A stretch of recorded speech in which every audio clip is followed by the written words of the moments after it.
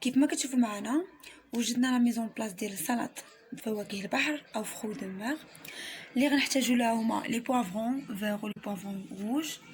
غادي نحتاج كذلك الطوماط سوريس، غنحتاج كذلك البرسيل، السيترون، الكالامار والكروفيت. غنحتاج جوج حبات ديال الافوكا، لو كوركيما، لو بوافر. غنحتاج كذلك زيت المائده، سيل، لو جونجومبر والسكينجبير. وعندي هنا في هاد لاكاسرول عندي الماء سخون. المهم هادو هما لي زانغريديون اللي غنحتاج في هاد السلطه ان شاء الله. معايا خديت دابا واحد المقله اللي غنضيف فيها الزيت. بعد غادي نضيف عليها الكالامار والكروفيت.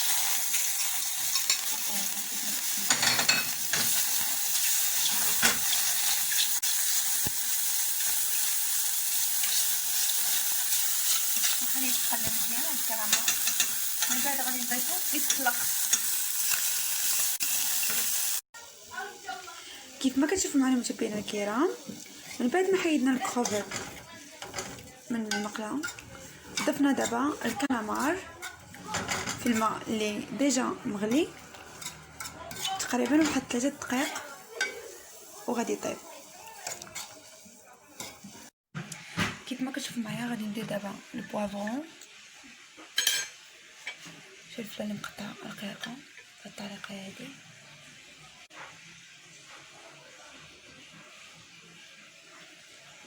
وغادي نضيف كذلك طوماط سوريس بهاد الطريقه هادي.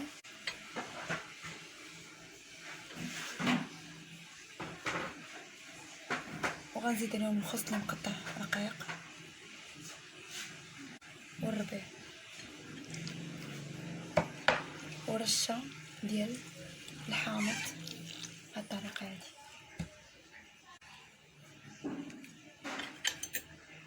وغادي نزيد عليهم الكروفيت وغنبدا ندير الميلونج للسلطه ديالي بهاد الطريقه هادي. كيف ما كتشوفوا من بعد ما خلطناها ضفنا عليها الملحه والبزار وغادي نضيف عليها زيت الزيتون وغادي نبدا نخلط بهاد الطريقه هادي. هاد السلطه راه كتجي صحيه بالاخص مع فواكه البحر، فخو دو مير، طوماط سوريس، لي بوافرون فيغ و لي بوافرون روج، الخس. كتجي بهاد الطريقه زوينه بزاف. كيف ما كتشوفوا معنا هذه السلطه اللي حضرت معكم اليوم فواكه البحر او فخو دو مير. زينتها بالسيترون بطريقه جد مبسطه، الكالامار، الفرomاج والسيترون. المهم هذا هو الشكل النهائي ديالها، وسهله بزاف في متناول الجميع. دابا غادي نحضر معكم الوصفه ديال المهلبيه. غادي نحتاج الاطر ديال الحليب، غنحتاج القرفه لا كانيل، غنحتاج 6 المعالق ديال مايزينا او النشا، غنحتاج كذلك 6 المعالق ديال سكر سمول وربع كاس ديال ماء الزهر. غادي نبداو دابا نحلو في الحليب.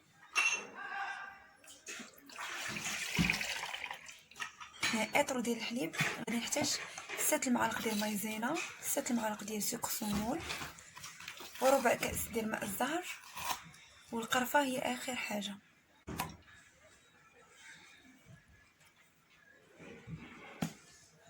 غنزيد دابا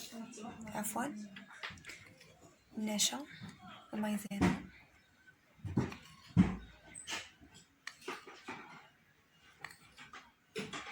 غادي نزيد الكميه كامل يعني 6 معالق. وغنزيد كذلك 6 معالق ديال سكر سمول.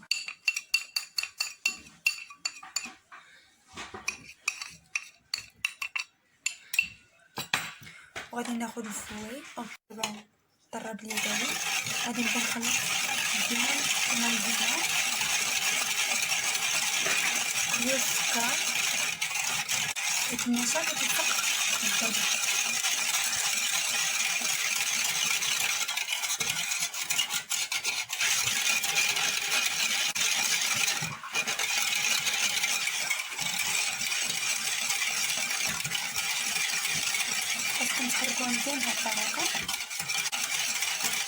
وغادي نزيد عليها دابا ربع كاس ديال الماء الزهر، حيت اصلا بقى غير ربع كاس في هذا الماء الزهر.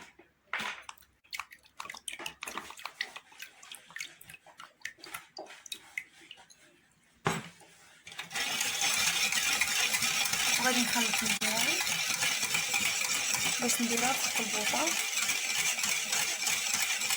ملي نديرها في الخلطه نبقى نحرك مزيان باش ما تلصقش.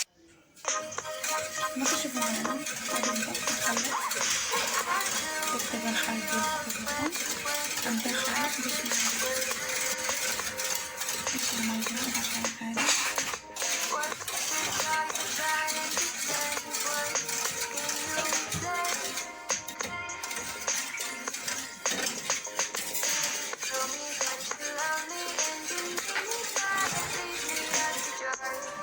كيف ما كتشوفوا معايا من بعد ما بدا كيعقد الخليط، كيف ما كتشوفوا كيبان لي بزاف كيعقد، كنبقى نحرك فوي مزيان باش ما يتحرقش لي الخليط، وفي نفس الوقت باش تجي المهله بيا تجي لذيذه زوينه بزاف. ونتلاقاو في الشكل النهائي. من بعد ما غادي نزيد عليها ان شاء الله لا كانيل القرفه هي اللي غادي نكهها بها. ممكن تضيفوا اي نكهه بغيتو، نكهه الفاني او السيترون او اي نكهه. المهم انا غندير لها لا كانيل القرفه.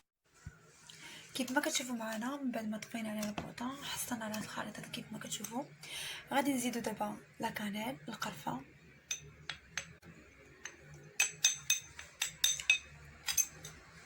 وغادي نبدا نخلط غير بشويه بهذه الطريقه هذه.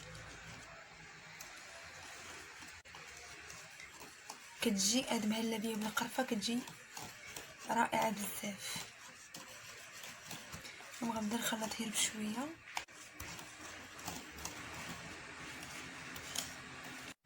كيف ما كتشوفوا معنا من بعد ما خلطنا القرفه كتعطينا على الشكل هذا. غادي نبدا دابا ناخذ العلوش ديالي ولي غامكه. بسم الله. خدم بهذه الطريقه بحال هكايا، وغنضيف هاد الزليفات هادو او لي غامكه. هادي لي غامكه الاولى،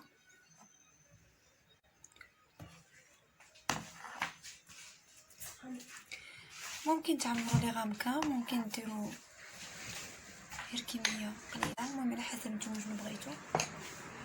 المهم غادي نكمل هاد لي غامكه ونرجع معكم. كيف ما كتشوفوا معنا هادو هما لي غامكه اللي حضرت معكم. هذه هي المهلبيه بالقرفه. كيف ما كتشوفوا راه كيجي الشكل ديالها زوين وبسيطه وفي وقت سريع. غادي ندخلها دابا الثلاجه، وفي الاخر غادي نضيف عليها اللوز مع الكركاع او لوز افيلي او على حسب نتوما شنو بغيتو. تقدروا تضيفوا الزبيب، تقدروا تضيفوا اي فواكه مكسره عندكم في البيت ديالكم. كيف ما كتشوفوا معنا متابعينا الكرام، من بعد ما جبدنا المهلبيه من الثلاجه ضفنا عليها في الجوانب ديالها الزبيب مع الكركاع بهذه الطريقه هذه. غادي نوريكم الطريقه ديال التزيين. غادي نضيف 6 حبات ديال الزبيب، وغادي نضيف عليها الكركاع في الوسط بهذه الطريقه هذه.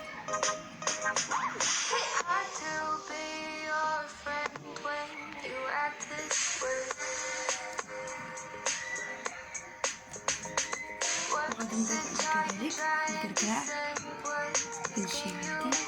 المهم عندكم اي فواكه مكسره تقدروا ديروها فوق الزبيب، التمر، من اي حاجه متواجده عندكم في البيت ديالكم تقدروا تحضروها. المهم هذا الشكل النهائي ديال المهلبيه. كيف ما كتشوفوا معايا كيجي الشكل ديالها سهل وبسيط. كيف ما كتشوفوا معنا متابعينا الكرام، هذا هو الشكل النهائي ديال البسطيله ديال الحوت. كيف ما كتشوفوا راه لا ديكوراسيون ديالو هي بلو بوفرون والسيترون والخس والفلفل الاحمر والفلفل الاخضر، وهذا هو الشكل ديالهم. هنا لي كروبيت. بالنسبه للدجاج هذا هو الشكل النهائي ديالو. كيف ما كتشوفوا معايا زينته بالسيترون وراه جد التقميره ديالو زوينه بزاف ورائعه. بالنسبه للحم، هذا هو اللحم بالبرقوق اللي وريتكم طريقه التزيين ديالو. وهنا كذلك بسطيلات صغيورين، هذا هو الشكل ديالهم اللي كيجو بنان. عندي كذلك لي سلطه او سلطه ديال فواكه البحر اللي كيجي الشكل ديالها راقي مع الفخوماج مجرد اضافه. هنا كذلك المهلبيه كيف ما كتشوفوا معايا. اليوم حضرت معكم لونطري اللي هي سلطه بفواكه البحر او فخوي دو مير. عندي هنا لي بلا برينسيبال هما طاجين ديال اللحم وكذلك الدجاج اللي محمر. عندي هنا كذلك البسطيله اللي كيجي الشكل ديالها راقي وزوين، وزينتها كذلك بلي بوافرون والكروفيت. وعندي كذلك الدسير اللي بطريقه جد مبسطه كيف ما نعاود نشرح لكم: الحليب، مايزينا، لا كانيل القرفه، سكر سمون والزبيب والقرقاع من الفوق. وكنشكر شكر جزيل للشيف عبد الغني والشيف عبد الجليل وكذلك الشيف علي اللي هما حضروا معنا هاد الاطباق. منهم الشيف عبد الجليل اللي حضر معنا البلا ديال الدجاج واللحم، والبسطيله اللي حضرها معنا كذلك الشيف عبد الجليل. بالنسبه للسلطه اللي حضر معنا الشيف عبد الغني اللي كتجي راقيه وجد مبسطه. كنشكرهم بزاف، وكنشكر لي شيف على المجهودات اللي داروا معنا في هذه الدوره التكوينيه اللي استفدنا منها بزاف، وكنشكرهم بزاف. المهم كنتمنى ان شاء الله يعجبكم هادشي اللي حضرت معكم اليوم، وشكرا جزيلا. وكنتمنى تعجبكم الوصفه اللي حضرت معكم اليوم ان شاء الله، هاد الاطباق هادو اللي حضرت معكم.